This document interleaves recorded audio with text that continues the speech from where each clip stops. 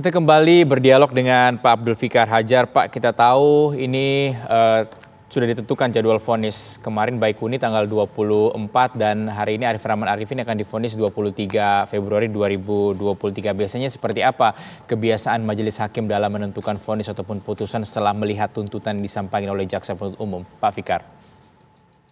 Ya, hakim itu biasanya puncak dari pertimbangannya adalah ketika dia mendengarkan para saksi ya di persidangan gitu ya. Apakah yang memberatkan ya ataukah yang meringankan.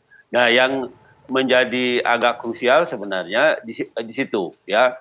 Kalau yang memberatkan biasanya ukurannya adalah sejauh mana keterangan-keterangan itu mendukung apa yang sudah dituangkan di dalam dakwaan. Ya, kalau di dakwaan dakwaan yang membunuh 340 ya umpamanya ya. Nah, apakah para saksi itu menggambarkan itu? Ya, menggambarkan detail dari perbuatan yang bisa ditafsirkan sebagai satu pembunuhan.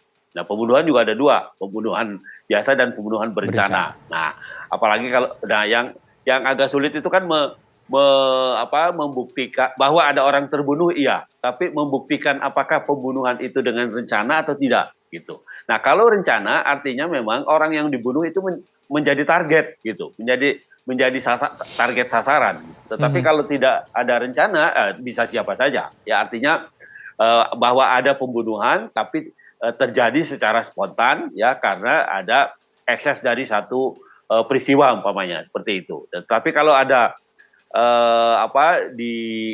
didakwakan atau diinsinyalir ada perencanaannya, maka itu bisa menjadi pembunuhan berencana. Nah, biasanya seperti saya katakan tadi, kalau pembunuhan berencana itu sudah teridentifikasi orangnya tertentu gitu. Artinya si pelaku ini memang sudah merencanakan satu pembunuhan terhadap orang tertentu. Nah, itu yang bisa terjadi seperti itu. Nah, apakah ini terencana atau tidak? Nah, itu tergantung majelis hakim melihat fakta persidangan gitu ya.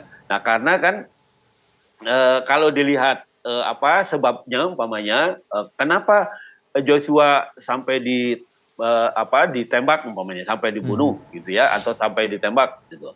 Nah, karena ada motif ya, motifnya sangat jelas, dia mengganggu istrinya umpamanya. Ya, dia melakukan satu perbuatan-perbuatan yang menyinggung rasa kelelakian seseorang atau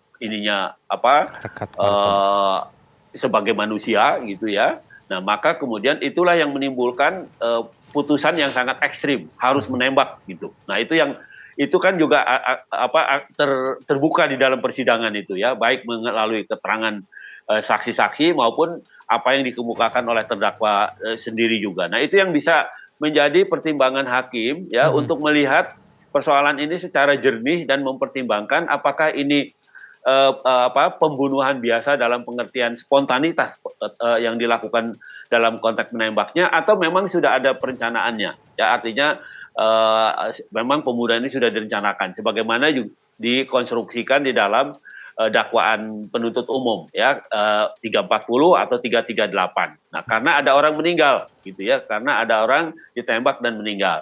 Orang ditembak itu belum tentu meninggal. Maksud saya tergantung bagian mana yang ditembak gitu ya. Kalau cuma kaki ya saya kira jauh lah sampai ke meninggal ya, itu 80% lah maksud saya, kecuali umpamanya kaki yang ditembak itu kena racun lain, kemudian karena racun itu dia meninggal, bisa gitu ya. Tapi karena tembakan di kaki saja, nah saya kira itu bisa diobati dan proses meninggalnya urusan lain gitu ya. Nah, tetapi kalau ditembak di bagian yang mematikan, umpamanya di arah jantung gitu ya, atau arah paru-paru gitu ya. Nah, saya kira itu sudah terlihat ininya tujuan dan rencananya gitu ya. Artinya memang orang ini merencanakan dengan menembak, yang ditembak itu harus mati. Baik. Nah, maka itu tadi sasarannya ya, artinya bagian mana yang ditembak itu menunjukkan bahwa kematian itu dikehendaki atau tidak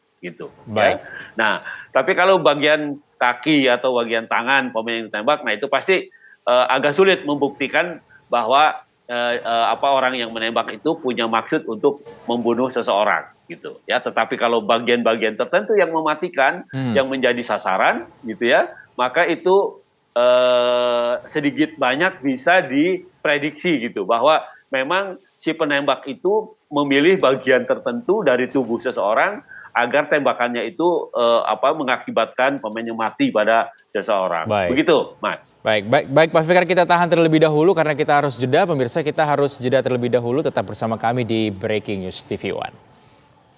Anda kembali di Breaking News kasus Sambo, pemirsa. Dalam dupliknya, kuasa hukum terdakwa Arif Rahman Arifin menanggapi replik jaksa penuntut umum yang menyebut terdakwa tidak menolak perintah atasan padahal menyadari perintah tersebut bertentangan dengan norma hukum.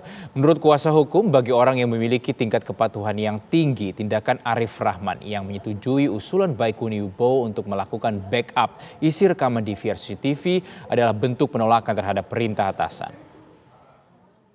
Bahwa terdakwa Arif Rahman Arifin pada saat Wakadnb Biro di Propampori tidak menjalankan tugas dan wewenang dan tanggung jawab profesional dan prosedural sebagai bawahan, tidak menolak perintah atasan yang bertentangan dengan norma hukum, serta melakukan permufakatan dan pelanggaran KEPP sebagaimana atasan telah memberikan perintah yang bertentangan dengan norma hukum dan sebagai atasan telah menggunakan kewenangannya serta tidak bertanggung jawab.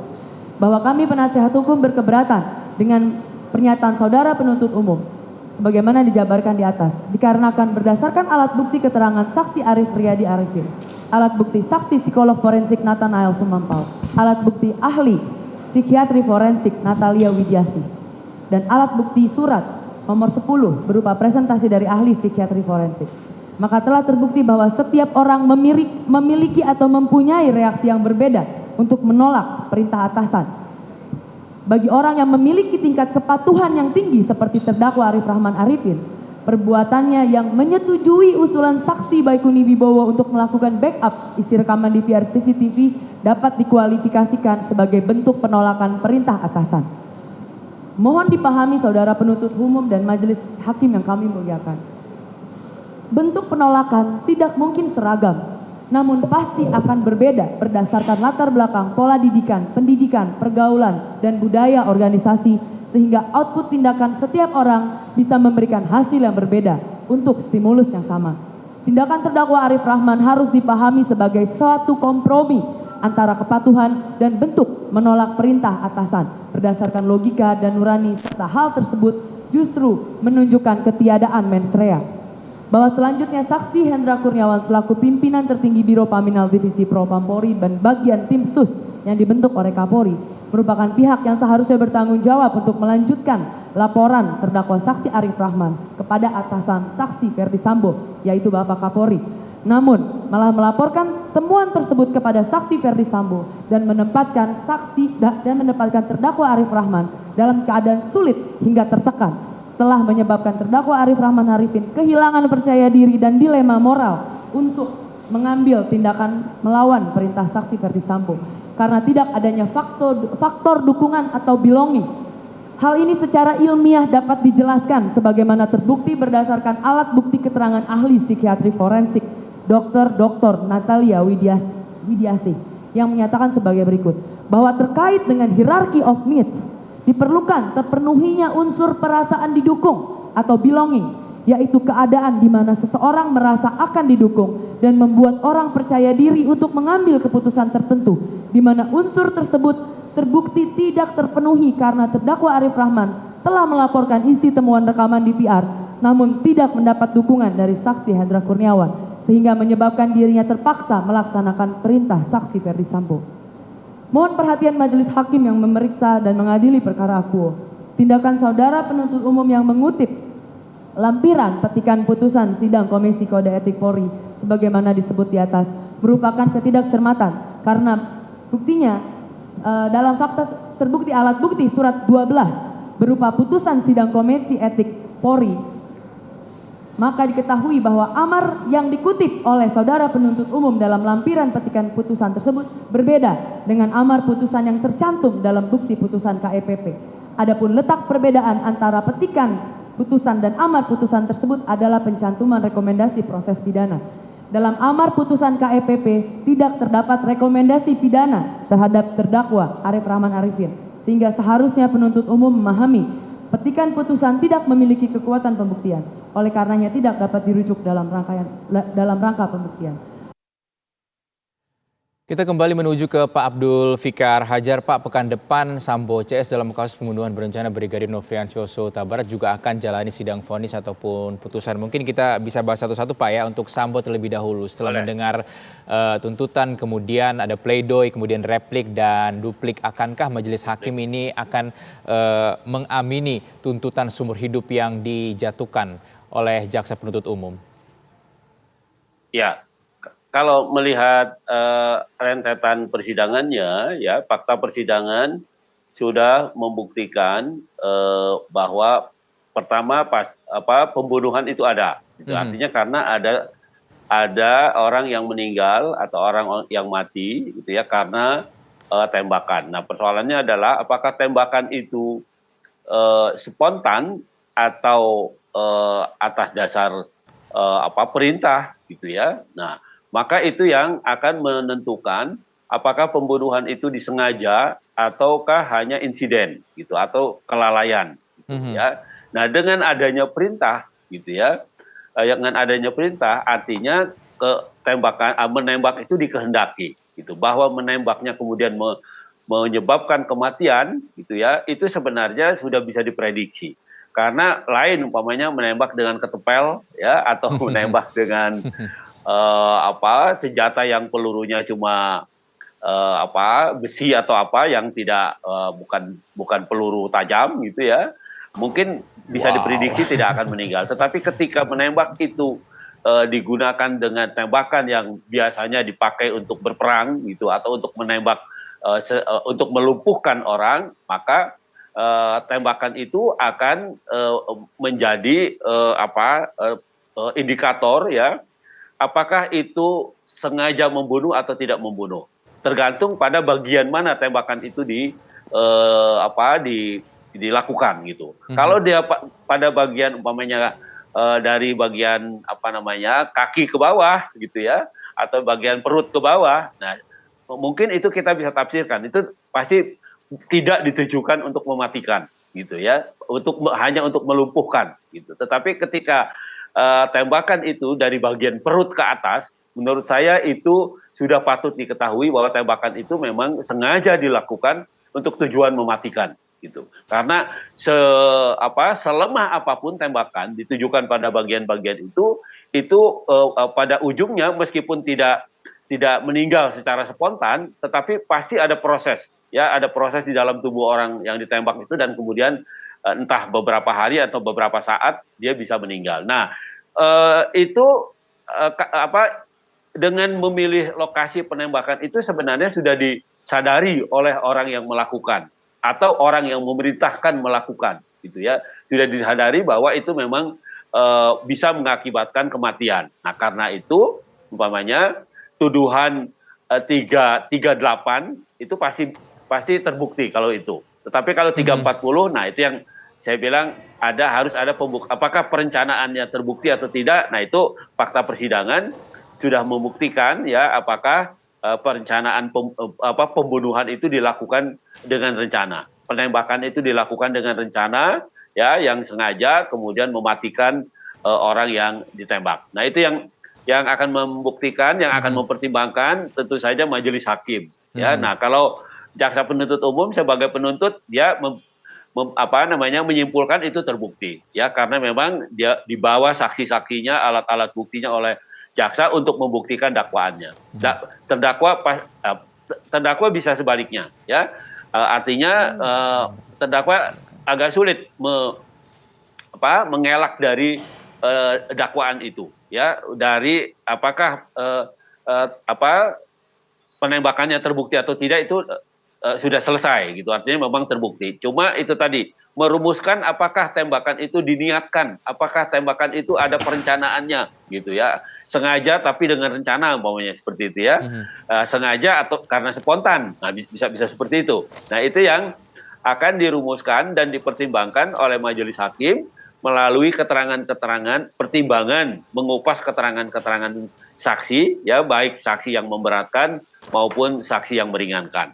Nah, kesimpulannya hakim akan mengambil satu kesimpulan bahwa umpamanya memang kalau pembunuhan, kalau penembakan yang mengakibatkan kematian ya pembunuhan itu saya kira menjadi fakta umum ya, fakta yang tidak rahasia lagi kalau menurut saya. Tetapi merumuskan apakah pembunuhan itu terjadi karena satu perencanaan, ya saya kira itu yang kerja majelis hakim mempertimbangkan itu yang harus kita perhatikan gitu ya. Apakah hakim kemudian menafsirkan itu memang rencana, karena itu kemudian pembunuhan ini bisa dikatakan sebagai pembunuhan berencana gitu ya, atau memang hanya spontanitas. Begitu, Mas.